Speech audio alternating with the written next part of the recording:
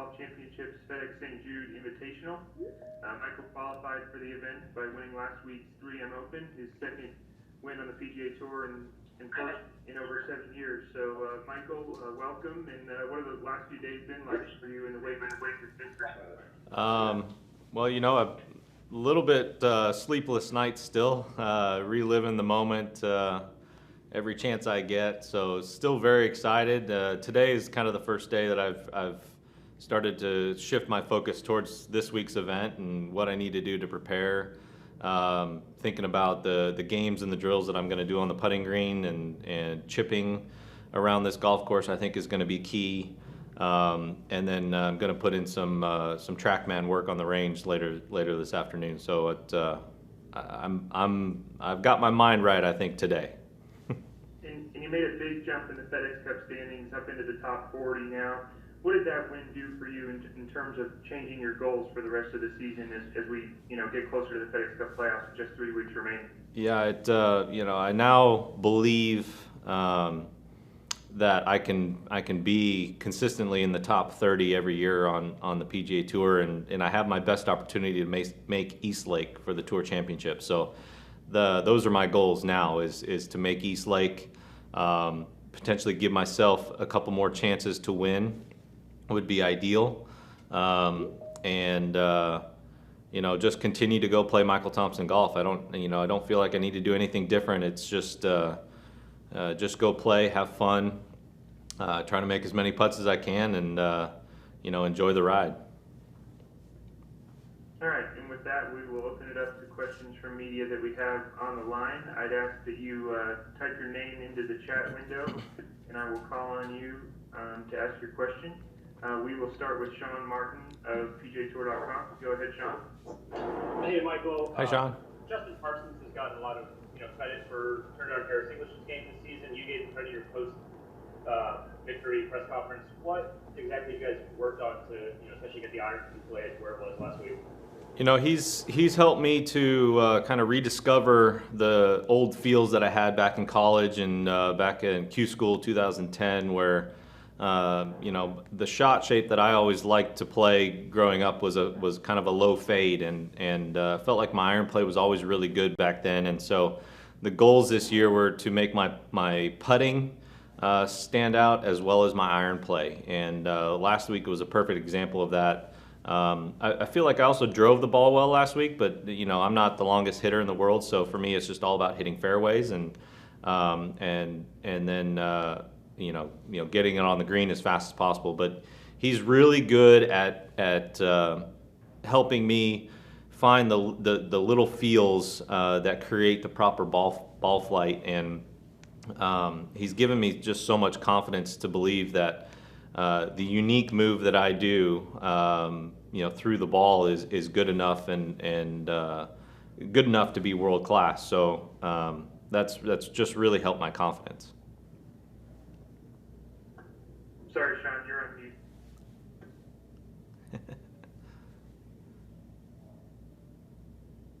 Still can't hear you. No, still on mute. Sorry, we'll come back to you. Sorry, we'll go to Rex Hogger of Golf Channel. Go ahead, Rex. Michael, I want it noted that the old guy figured out technology and the young guy did not figure out technology. Way to go, Rex. Can you talk about, I think if I did this math right, I think you've played every event except for 2 since the restart, obviously adding this event. Will you make any adjustments going forward? And is it kind of a concern of yours that you're going to end up playing almost every week if you keep going like this? Yeah, I've made one adjustment, which really is a bummer because I like this event. I'm not going to play Wyndham now, just because I've played so much.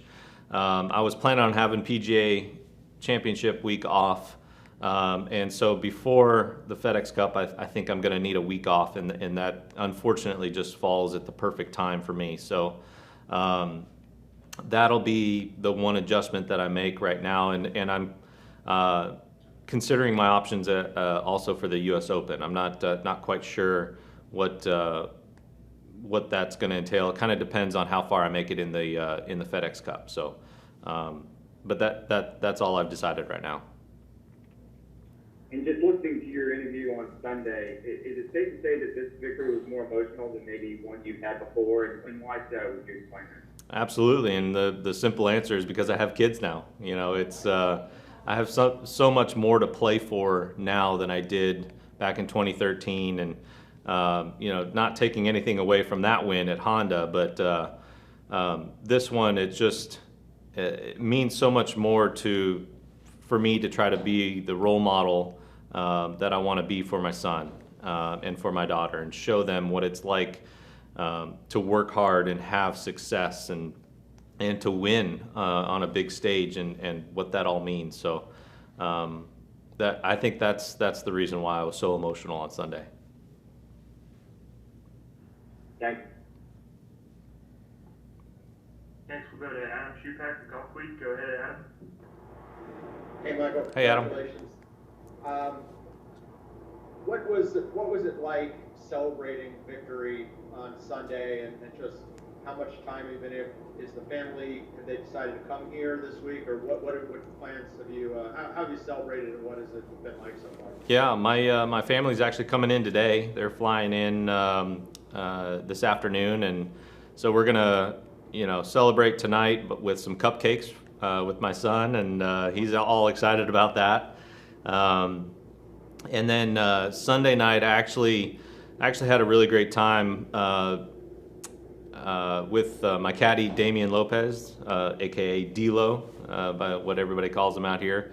And then also had a really great surprise that Johnson Wagner and Brian Reed, who caddies for Kyle Stanley, and Joe Etter, who was caddying for Johnson, they all came back to the golf course during my last couple holes and stuck around that night. We all had a couple drinks, and so the golf course put out some sliders, and we just sat there, told stories, and really enjoyed each other's company. So it was fun to get to celebrate it with somebody, and for those guys to stick around really meant a lot.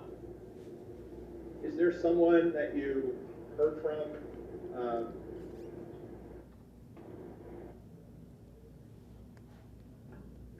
Sorry, Adam, you're on mute, Adam.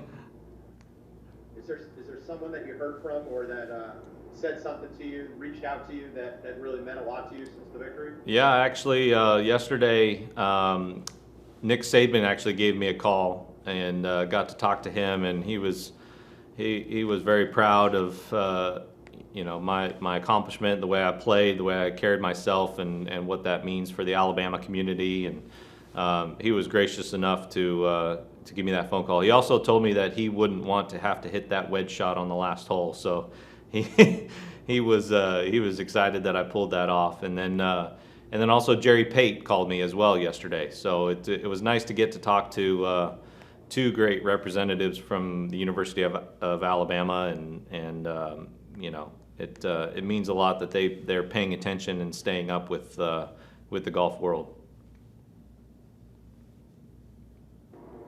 Thanks. Yeah, thanks, Adam. Next, we will go to Kat Ortiz, PGA Tour Entertainment. Morning. Morning. TPC Southwind annually ranks among one of those top courses in water balls. When you're thinking about the element of water, what are your strategies going into the week? Don't hit it in it.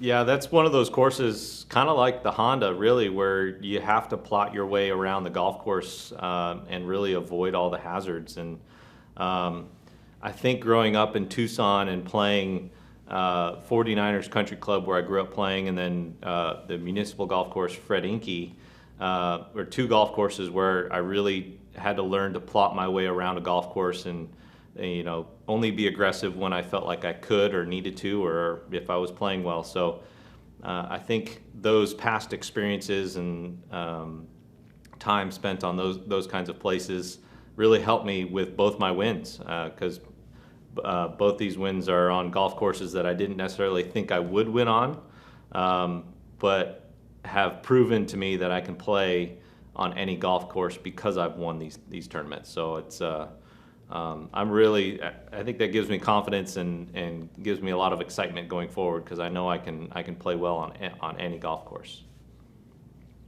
Thank you. Thanks. We'll try again with Sean Martin, pjtour.com. Nope, still unmuted. Can you type your question in the chat, Sean, and I can ask Michael for you. In the meantime, we'll go to Adam Shupak again. Hey, Michael. Adam. 7 years is such a long time. Was there a low point for you where you felt like you might not get back to the winner's circle?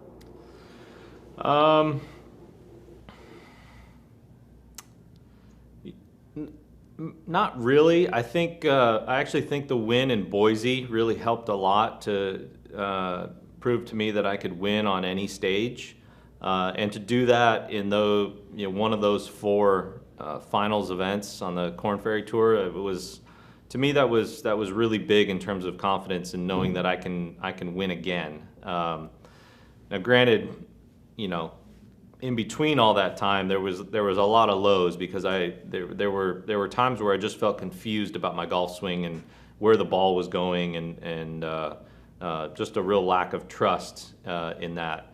Thankfully, my putter never wavered. I never changed anything with putting. That confidence still stayed very, very high. So I think that's what carried me through. But I think the win in Boise was paramount to maintaining my confidence that I could still play and still compete with the best. You and Webb have both shown that you don't have to be the longest of hitters to win out here on tour, but how hard is it when you're giving up 20, 30 yards sometimes to guys? Yeah, it makes us have to be that much more precise with our iron play and with our accuracy. We don't have the luxury of being able to miss many fairways or miss many greens, and if we do, we have to be magicians to make sure that we don't make worse than par. So I think it definitely puts a little bit more pressure, but at the same time, like, that's just my game, like I'm not putting any more or any less effort into my golf swing than, say, Brooks Koepka is. He just has the ability to hit it further. So for me, I'm doing everything I can in order to play great golf, and there's always going to be a way for me to get around a golf course that will produce a number similar to those guys. So, at the end of the day, guys can hit it 330, 340, and have a wedge into a par 4. But if I hit it in there close with a 6-iron, and they hit it in there close with a wedge, we still got to make the putts. So to me, the end score is all that matters, and it doesn't really matter how you do it. Thanks. Yeah. All right, now with Sean's question, you mentioned the rough. This was one of the toughest courses in proximity from inside 125 yards from the rough. What's tough about hitting wedge shots out of this kind of Bermuda? Well, anything can happen. You can catch a lot of flyers, which takes spin off, as well as if the ball's sitting down, it can come out just really dead. So it's just really hard to judge how the ball's going to react off the club face. And anytime there's doubt like that in a professional golfer's mind, that's when golf becomes difficult. So because there's options, right? So that we can use different clubs and try to hit different shots. But and on top of that, some of these greens are pretty small, so the landing area in order to get it close or get it on the green is not very big. So it just makes you think, and that's I think that's what makes it difficult. All right, we'll take our final question from Mark Schlabach of ESPN.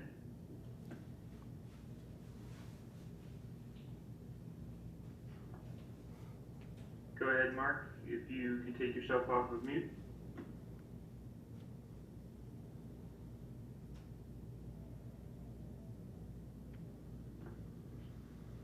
All right, I think we'll wrap it up there. Sorry, Mark, about the technical difficulties.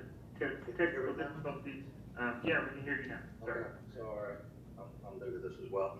Michael, you mentioned Brooks and your struggles. When you see a guy that has accomplished as much as he has the last couple of years and his struggles right now, what does that say about the difficulty of this game and how nobody's immune from the ups and downs? Yeah, I think that's what that's the beauty of this game is that everybody's going to have their own struggles, and everybody's going to have their own journey through professional golf. You know, I feel like I'm blooming rather late, but at the same time, 10 years ago, you know, the peak performance for most guys was in their 30s and early 40s. So to me, I'm no different than anybody else, and you know, Ernie Els struggled with his putting for, you know, the last few years, and it just, you know, things change over time. You know, our eyes change, our bodies change, the feels that we have change. The only thing that doesn't change is the game of golf. You still got to hit the shots, and you still got to make the putts, and you know, it's just something we all go through, and hopefully it's not a period that's going to be too long for him. It was fairly long for me, but at the same time, I'm better because of it on the back end. So I think that's what makes this game so intriguing. Is just it's so similar to life in the ups and downs to life, that it really tests our reaction to it and our attitude, and I think those guys who are the most positive and most have the best perspective end up coming out on top at the end. Thank you. All right, thanks, Michael. We appreciate the time. Best of luck this week. Thank you. Appreciate you guys.